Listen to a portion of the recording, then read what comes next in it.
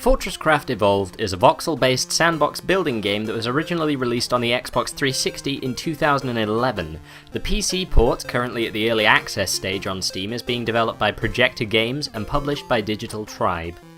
It's pretty much impossible to take a look at any voxel-based game without comparing it to Minecraft at some stage, though to be fair the comparison would be quite relevant to a title such as this. So first of all, I'd like to point out that the game is visually more impressive than the vanilla version of Minecraft. The footage you'll see here is of the 64-bit version of the game with the graphics set to good, and it's pretty plain that the textures are more detailed and work together quite smoothly.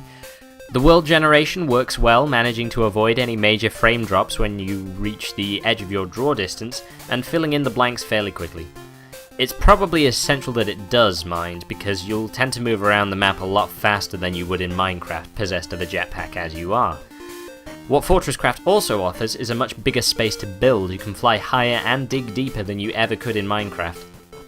There are some interesting generated builds that help to showcase the creative possibilities of the game as well. At the moment they're a bit muddled and dotted around, though I assume that they are acting as a placeholder while the other textures and blocks are finished. There's some early evidence of biomes. If you climb to the top of a mountain you'll get snowy dirt blocks, for example, but for the large part there isn't much diversity as of yet. I dug for a very long time in search of different underground environments, but the depths were fairly uniform. There may be the intention of including different layers and biomes later on, of course, but as of yet there's not much to see. There is an issue with aspect ratios in that half the screen is missing when I use my native resolution. I mention this because the patch notes for the 1.02 version of the game claim to have fixed this issue, but I haven't found it to be the case. I suppose that's the price you pay for owning a 1440x900 monitor. As an aside, Dextery really didn't like recording this game, so I ended up using OBS, but that's not an issue you should be concerned about at all, I'm just digressing. FortressCraft currently has its share of bugs and missing features, which is understandable. There are some lighting bugs, blocks that haven't been assigned textures you can't return to the menu from the game, so you're forced to close the application instead. As far as the menu goes, it's not brilliantly signposted, there's no way of accessing the settings from there either, but I like the novel approach to navigation and the attempt to give it a more diegetic feel. It's missing some persistent audio to help draw the player in though. The in-game music is very well done, although a little intermittent. Also, quick suggestion, holding left click as a means of continuously placing blocks and similar use of right click to delete them would be much appreciated. I know that there are other tools to help with large scale building, but the feature worked well in Minecraft and I don't think it would be too derivative to include it in this title as well. Perhaps the most impressive feature that FortressCraft has at hand is the set of tools it provides for building.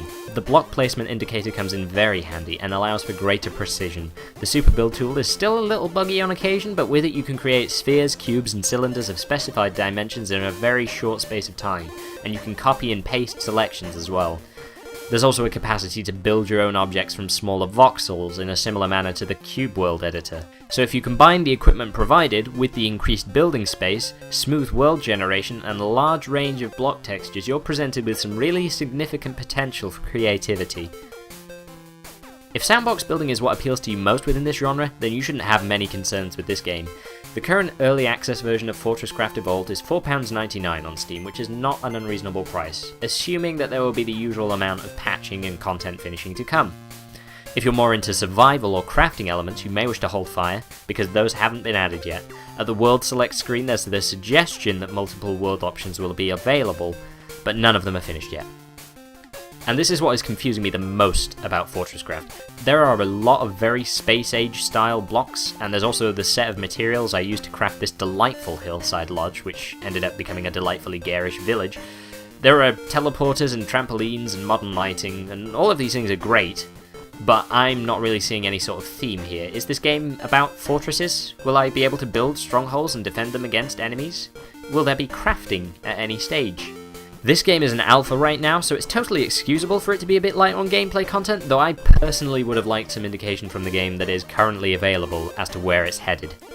In a sense, FortressCraft exists as the antithesis to Cube World right now. The latter has plenty of gameplay options, although there's no real point or reward to it, and the former seems to have theme and premise in mind, but without delivering any of the gameplay features that could help it achieve those things. What both games have in common, excluding voxels and probably many other things besides that were discounted for the sake of making this nightmarishly tortured comparison, is that they are alphas. They have the capacity to get their monkey and anti-monkey respectively off their actually fairly similar backs.